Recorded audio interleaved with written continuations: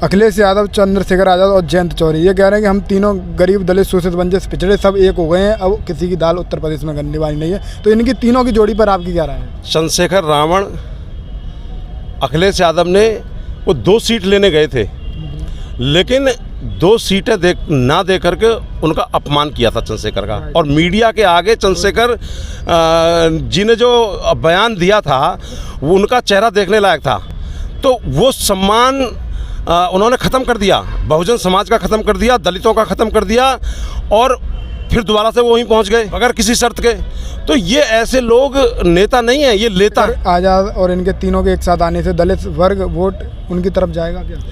उनके पास कोई वोट नहीं है। दलितों का एक एक वोट बच्चा बच्चा भीम का और बीएसपी की टीम का। नमस्कार, मैं विशाल कुमार और आप देख रहे हो बी मिशन टीवी। आज हमारे साथ बातचीत करने के लिए बहुजन समाज पार्टी के राष्ट्रीय प्रवक्ता धर्मवीर सिंह चौधरी जी हमारे साथ मौजूद हैं। धर्मवीर सिंह चौधरी लगातार बहुजन समाज पार्टी का पक्ष मीडिया चैनल्स पर रखते रहते हैं और आज हम इनसे जानेंगे बहुजन समाज की दिशा और दिशा कैसे सुधरेगी, लगातार बहुजन समाज पार्टी का गिरता ग्राफ कैसे उठेगा ऊपर, और जो 3 जोड़ी बनी है उत्तर प्रदेश में, अखिलेश यादव, जयंत सिंह और एक और हैं, उनकी जो 3 जोड़ी है इस पर इनकी क्या राय है। सबसे पहले हम इनका स्वागत करना चाहेंगे। सर, बहुजन समाज पार्टी जिंदाबाद। बहुत बहुत धन्यवाद विशाल भाई। और मैं बी मिशन चैनल को बहुत धन्यवाद दूंगा।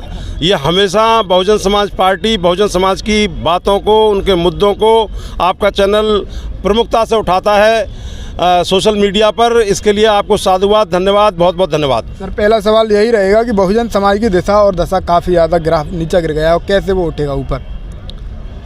आज बाबा साहब का परिनिर्वाण दिवस है। हम उसी को जो है आज उसी रूप में यहाँ प्रेरणा स्थल पर एकत्रित हुए नोएडा में। ये प्रेरणा स्थल है। ये यहाँ पर आकर के आप देखिए कि आपको बाबा साहब के आदर्शों से प्रेरणा मिलती है, बहुजन समाज के महापुरुषों से प्रेरणा मिलती है। आज उसी प्रेरणा को लेकर के आज बाबा साहब के परिनिर्वाण दिवस पर संकल्प लेकर के हम अपने घरों को जा रहे हैं कि हम बहुजन समाज को मजबूत करेंगे, बाबा साहब के बताए हुए रास्ते पर चलेंगे, संविधान की रक्षा करेंगे, बहुजन समाज की रक्षा करेंगे, बहन कुमारी मायावती जी के हाथों को मजबूत करेंगे।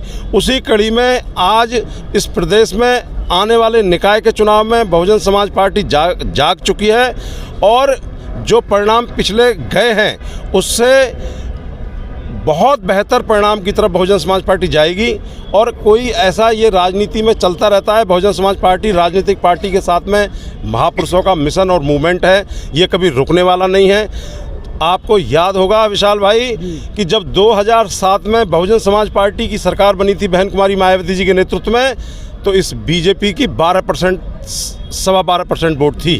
तो हमको कोई घबराने की ज़रूरत नहीं है। बहुजन समाज के लोगों ने अभी आजमगढ़ के इलेक्शन में, और ख़ासकर मैं मुस्लिम समाज के लोगों के लिए कहूँगा कि मुस्लिम समाज के लोगों ने बहुजन समाज पार्टी की तरफ जो वोट किया और हमारा गुड्डू जमाली जी को जो 30% वोट गया, यही एक संदेश है बहुजन समाज को मजबूत करने का। और उसी कड़ी में आजमगढ़ से लेकर सहारनपुर और नोएडा और आगरा तक ये बहुजन समाज पार्टी के साथ में मुस्लिम समाज के लोग, सर्व समाज के लोग जुड़ रहे हैं, जुड़े हुए हैं और यही मजबूत करेंगे बहुजन समाज पार्टी को और बहुजन समाज को। सर, मेरा एक और सवाल रहेगा आपसे। आज से लगभग 20 साल पहले बहुजन समाज पार्टी अकेली थी और उसने एक प्रण लिया था कि हम बहुजन समाज को सत्ता में और उसकी दिशा और दशा दोनों काम सुधारने का करेंगे। पर आज बहुजन समाज के लगभग 1500 से ज़्यादा पार्टी मैदान में हैं, तमाम रजिस्टर्ड पार्टियां तमाम ऐसे ही घूम रहे हैं, तो फिर भी वो उनका एक ही लक्ष्य है कि दिशा सुधारेंगे, दशा सुधारेंगे, पर फिर भी नहीं सुधर पा रही है। तो इनकी जो तमाम बिखरे हुए, इस पर आपकी क्या राय है? देखिए, मान्यवर साहब काशीराम जी ने जब ये पार्टी बनाई थी तो बहुजन समाज पार्टी किसी जाति में, धर्म में विश्वास नहीं करती है।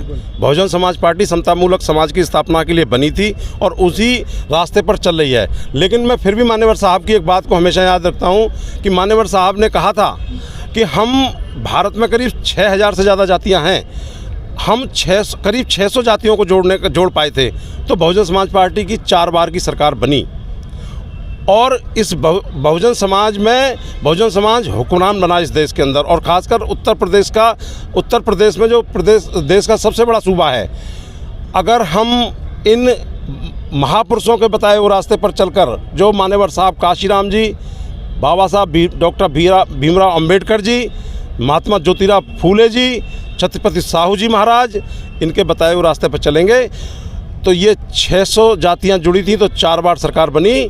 अगर हम ईमानदारी से मेहनत करेंगे और ईमानदारी से मेहनत कर रहे हैं, बहन जी संघर्ष कर रही हैं, इन 6000 जातियों को जोड़ने में कामयाब हुए तो इस देश पर बहुजन समाज पार्टी का नीला झंडा फहराएगा और बहुजन समाज पार्टी की सरकार बनेगी। मैं प्रदेश की नहीं, देश की बात कर रहा हूँ। और उसके लिए बहुजन समाज पार्टी का एक एक कार्यकर्ता मैदान में डटा हुआ है।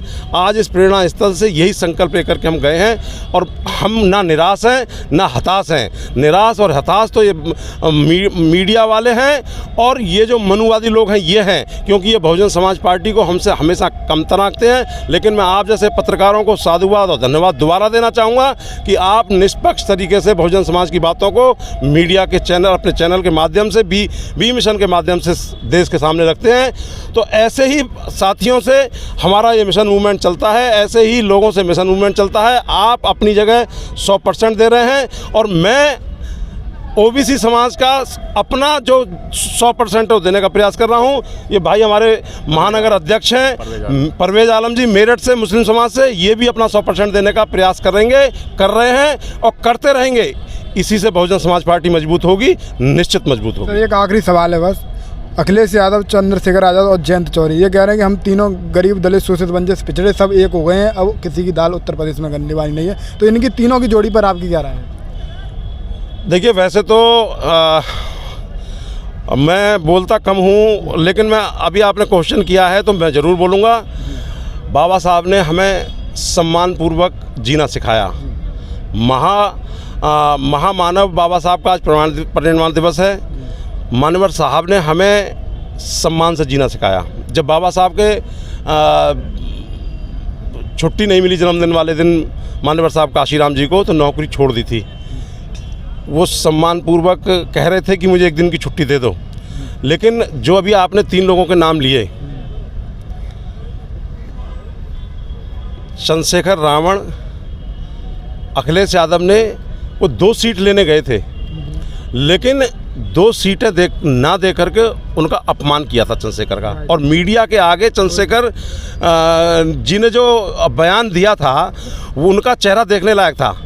तो वो सम्मान उन्होंने ख़त्म कर दिया, बहुजन समाज का ख़त्म कर दिया, दलितों का ख़त्म कर दिया और फिर दोबारा से वो वहीं पहुंच गए बिना कोई शर्त के, बगैर किसी शर्त के। तो ये ऐसे लोग नेता नहीं हैं, ये लेता हैं। नेता नहीं है, ये लेता हैं। ये जो है बहुजन समाज के सम्मान को गिरवी रख रहे हैं। चौधरी चरण सिंह जी ने मुलायम सिंह जी को पाल पोस के बड़ा किया था, लेकिन उनके पुत्र को मुख्यमंत्री के चुनाव करा करके हराने का काम अखिलेश यादव के पिताजी माननीय मुलायम सिंह जी ने किया था, अजीत सिंह जी को हरा करके। और ये मतलब चूँकि मैं जाट कम्युनिटी से आता हूँ तो मुझे कहने में कोई गुरेज नहीं है कि जाटों की अगर परंपरागत कोई दुश्मन पार्टी है तो वो समाजवादी पार्टी है। और ये अजीत सिंह जी भी जानते थे और जैन जी भी जानते हैं।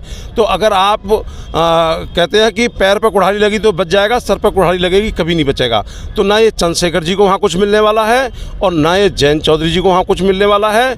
ये किसान कमेरों का असली जो मूवमेंट है वो बहुजन समाज पार्टी में निहित है, वहीं से इनका भला होना है। चाहे वो किसान हो, चाहे वो कमेरे वर्ग के मजदूर हों और चाहे वो सर्व समाज के गरीब हों, इन सबकी रहनुमाई अगर कोई कर रहा है तो वो आदरणीय बहन कुमारी मायावती जी कर रही हैं, बहुजन समाज पार्टी कर रही है। इसके अलावा कोई दल नहीं कर रहा है।